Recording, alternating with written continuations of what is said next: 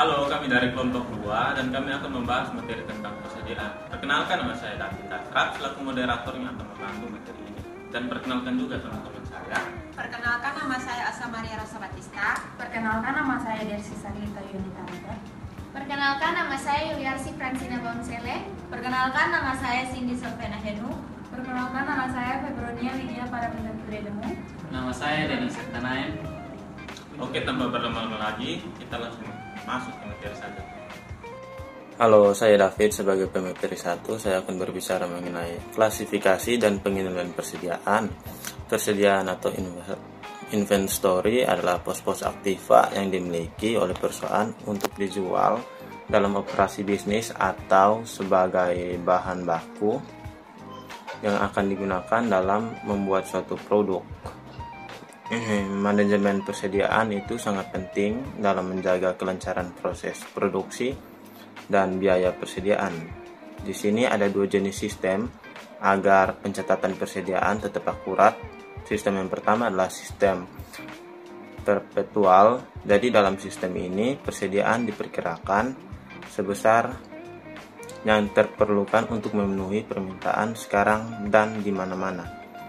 Ini juga memungkinkan perusahaan untuk memantau persediaan secara real time dan mengadjust order bahan baku sesuai dengan kebutuhan. Sistem kedua adalah sistem periode. Sistem ini di mana persediaan diperkirakan berdasarkan data historis dan tren penjualan. Perusahaan akan memutuskan jumlah bahan baku yang diperlukan untuk memenuhi permintaan dalam jangka waktu tertentu yang dapat berlaku selama beberapa hari hingga bulan. Beberapa metode yang dapat digunakan dalam penilaian persediaan meliputi metode ABC, Active Basket Costing. Jadi metode ini mengelompokkan persediaan berdasarkan tingkat pentingnya seperti A, high importance, B, medium importance, dan C, low importance. Metode kedua adalah metode EOQ, Economic Order Quantity. Dalam metode ini digunakan untuk menghitung jumlah dan waktu pesanan bahan baku yang optimal agar meminimalkan biaya pemesanan dan penyimpanan. Dalam penilaian persediaan, penting untuk menggunakan metode yang tepat dan memantau secara real time agar dapat menjaga kelancaran dalam proses produksi dan biaya persediaan. Oke, baik, saya atas nama Dedi Tanaem akan membahas tentang materi kedua tentang masalah dasar penilaian persediaan. Masalah dasar dalam penilaian persediaan melibatkan beberapa aspek seperti yang pertama, pemilihan metode penilaian, menentukan metode yang tepat untuk menilai persediaan seperti FIFO, LIFO, atau metode rata-rata. Yang kedua, kesesuaian penilaian persediaan, memastikan bahwa nilai persediaan tercermin dengan akurat dalam laporan keuangan dan sesuai dengan prinsip akuntansi yang berlaku pada suatu instansi pemerintah. Yang ketiga, ketidakpastian nilai persediaan, mengelola ketidakpastian yang terkait dengan penilaian persediaan, terutama jika nilai pasar turun atau terjadi perubahan dalam pemerintahan pasar. Yang keempat, teknologi dan sistem informasi, memastikan bahwa perusahaan menggunakan teknologi dan sistem informasi yang memadai untuk memantau dan merekam persediaan secara efisien. Yang kelima, pemantauan persediaan yang efektif, menjaga pemantauan persediaan yang efektif untuk menghindari kekurangan atau kelebihan persediaan yang dapat mengurangi arus kas dan keuntungan suatu perusahaan. Yang keenam, perubahan nilai persediaan, menangani perubahan nilai persediaan yang mungkin terjadi akibat perubahan pasar atau peristiwa lain-lainnya. Beri penjelasan di atas mengenai masalah dasar penilaian pada suatu pemerintahan. Pemecahan masalah dalam penilaian persediaan melibatkan pengelolaan yang cermat terhadap faktor-faktor ini untuk memastikan akurasi dan relevan informasi suatu keuangan pada suatu pemerintah. Demikian presentasi saya atau tentang materi saya. Yang kedua tentang masalah dasar penilaian persediaan. Terima kasih. 1. Pengakuan persediaan. Pengakuan persediaan diakui 1. Pada saat potensi manfaat ekonomi masa depan diperoleh pemerintah daerah dan mempunyai nilai atau biaya yang dapat diukur dengan andal. Yang kedua, pada saat diterima atau hak kepemilikannya dan atau kepenguasaannya berpindah. 2. Pengakuan beban persediaan. Terdapat 2 pendekatan pengakuan beban persediaan, yaitu pendekatan aset dan pendekatan beban. Dalam pendekatan aset, pengakuan beban persediaan diakui ketika persediaan telah dipakai atau dikonsumsi. Pendekatan aset digunakan untuk persediaan-persediaan yang maksud penggunaannya untuk selama 1 tahun, periode akuntansi, atau untuk maksud berjaga-jaga. Contohnya antara lain adalah persediaan obat di rumah sakit, persediaan di sekretaris SKPD. Dalam pendekatan beban, setiap pembelian persediaan akan langsung dicatat sebagai beban persediaan. Pendekatan beban digunakan untuk persediaan-persediaan yang maksud penggunaannya untuk waktu yang segera atau tidak dimaksudkan untuk sepanjang 1 periode. Contohnya adalah persediaan untuk suatu kegiatan. Yang ketiga, selisih persediaan. Seringkali terjadi selisih persediaan antara catatan persediaan menurut bendahara barang atau pengurus barang atau catatan persediaan menurut fungsi akuntansi dengan hasil stock of name. Selisih persediaan dapat disebabkan karena persediaan hilang, usang, kadaluarsa atau rusak.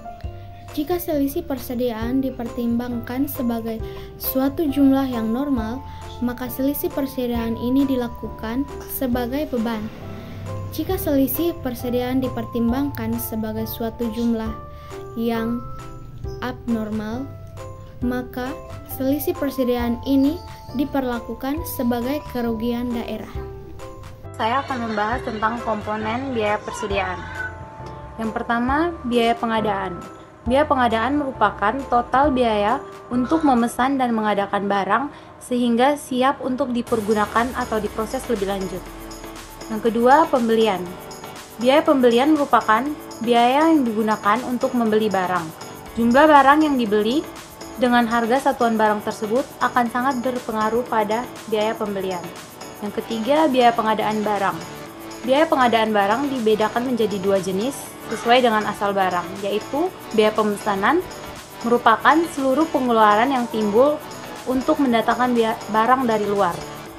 Biaya pembuatan merupakan seluruh pengeluaran yang timbul dalam mempersiapkan produksi suatu barang. Yang keempat, biaya penyimpanan adalah semua pengeluaran yang timbul akibat menyimpan barang.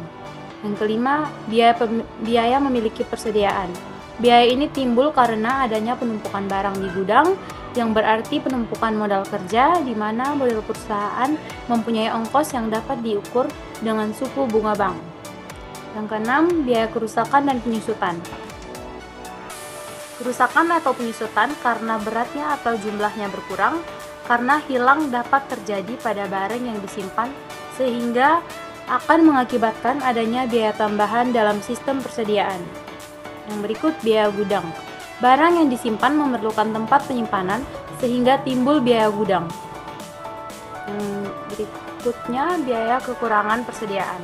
Merupakan biaya yang timbul apabila ada permintaan terhadap barang kebetulan tidak tersedia di gudang atau stock out. Berikutnya, biaya administrasi dan pemindahan.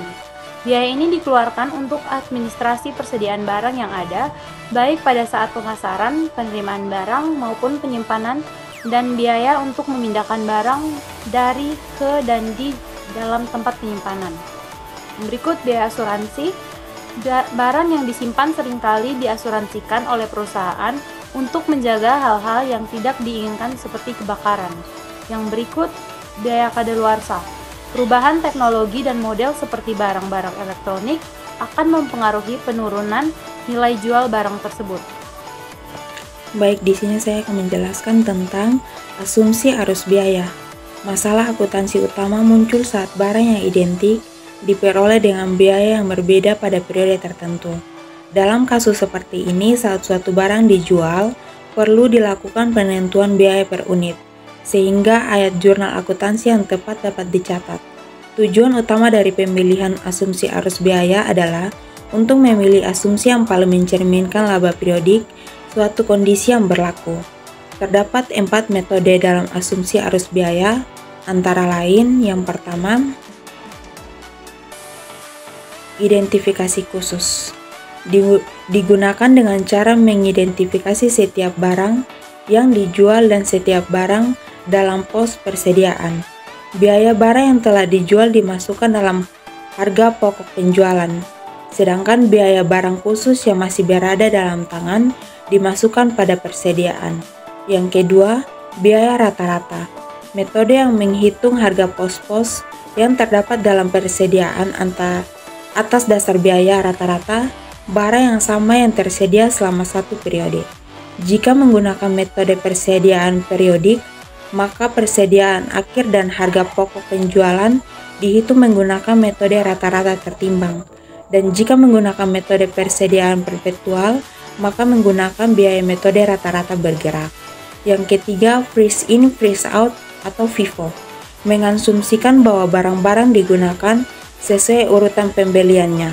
Dengan kata lain, barang pertama yang dibeli adalah barang pertama yang digunakan atau dijual. Dengan metode FIFO, harga pokok barang yang lebih dahulu dibeli merupakan biaya pertama kali diakui sebagai harga pokok penjualan. Biaya persediaan akhir ditentukan dengan pembelian paling akhir dan dihitung ke belakang setelah seluruh unit persediaan dihitung biayanya. Yang keempat, last in, freeze out atau LIFO. Menandingkan biaya dari barang-barang yang paling akhir dibeli terhadap pendapatan. Berdasarkan metode LIFO, harga pokok barang yang terakhir dibeli adalah yang pertama kali ditetapkan dalam perhitungan harga pokok penjualan. Biaya persediaan akhir ditentukan dengan mengambil biaya per unit atas barang paling lama dan dihitung ke depan setelah seluruh unit persediaan dihitung biayanya. Baik, di sini saya akan menjelaskan tentang masalah khusus persediaan LIFO. Yang pertama, cadangan LIFO. Perusahaan menggunakan LIFO untuk tujuan pajak dan pelaporan eksternal, namun menggunakan FIFO dan biaya rata-rata untuk tujuan pelaporan internal.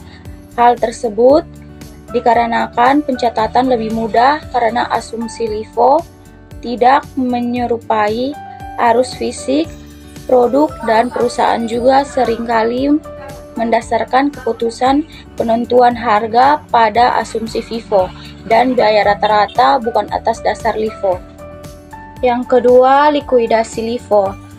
Pendekatan barang khusus mengkalkulasi biaya persediaan LIFO. Pendekatan ini seringkali tidak realistis karena dua alasan.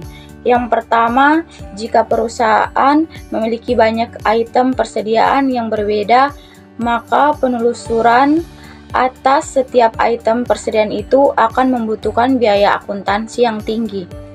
Yang kedua, erosi persediaan LIFO dapat terjadi dengan mudah. Hal ini seringkali akan mendistorsi laba bersih dan pembayaran pajak yang substansial. Baik, saya akan menjelaskan tentang dasar untuk memilih metode persediaan. Dalam memilih metode persediaan, beberapa dasar yang perlu dipertimbangkan meliputi yang pertama, nilai dan volume persediaan.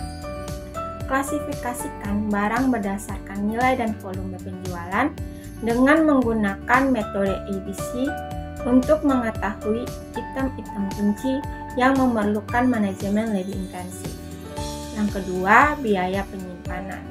Yang dimaksud adalah hitung biaya penyimpanan untuk setiap metode persediaan yang mungkin, termaksud biaya penyimpanan fisik dan potensial kerugian akibat ketinggalan zaman. Yang ketiga, ada rotasi persediaan. memahami rotasi atau perputaran persediaan yang dibutuhkan untuk menghindari kelebihan persediaan.